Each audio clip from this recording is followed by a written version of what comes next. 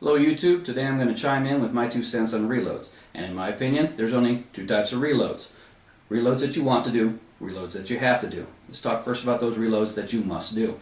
They are external, time-driven reloads, such as when you are in competitive shooting or life or death situation with an empty gun. The critical component is the slide is locked back on an empty magazine, and this gun has to be replenished as quickly as possible to either save your life or win the stage. When that happens, release the magazine out of the gun, grab the replenishment magazine, index it with the index finger, watch it into the magazine well, and then lastly, let the slide go forward. Whether it be with a slide stop release or with a pull back on the slide and release, you simply need to get around from the magazine into your chamber. If you are practicing with your gun, you know if it's dependable to do it with a slide lock release, or you must come over the top and pull back firmly on the slide and release it. Next, let's talk about the reloads that we want to do.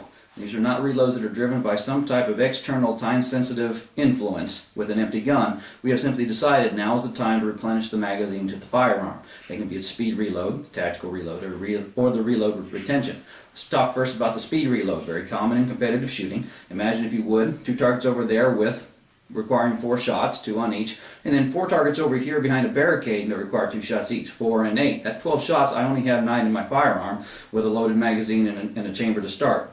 So I would draw the gun, I would engage these 2 targets over here, 4 shots, 1, 2, 3, 4, and then intentionally reload this gun. Speed. Drop it out, replenish it, come over past the barricade, and then engage these 4 targets over here with 2 shots each. That would be the speed reload. The tactical reload and the reload with retention are different in that I want to maintain control over that magazine for whatever reason. The tactical reload is best described as grab the replenishing magazine, next exchange the replenishing magazine with the partially shot magazine, and then stow that away. The tactical reload, grab, exchange, and stow. The reload with retention is done in where I remove that magazine that's partially spent, stow it away, and then replenish it into the firearm. Once again, the reload with retention is remove the magazine, stow it, replenish it with a fresh magazine. 2 types of reloads. Those that you have to do, those that you must do.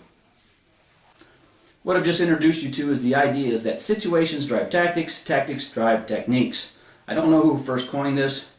Credit to whoever did, but it's so very true. You don't decide that because I know how to do something, that is what I'm going to engage in, therefore letting techniques drive tactics when the situation totally contravenes that particular set of choices there. Look at the situation. Do I have to reload or do I want to reload? Then execute the proper reload. I would like you to consider this. If you're going to reload this gun, you are breaking it. You are bringing it from a fully functioning status into a non-functioning status or a limited functioning status, then bringing it back to what you hope is a functioning status. Before I ever reload a gun, if I'm in the middle of a firefight or life or death situation, I'm going to be very certain that the situation necessitates that reload.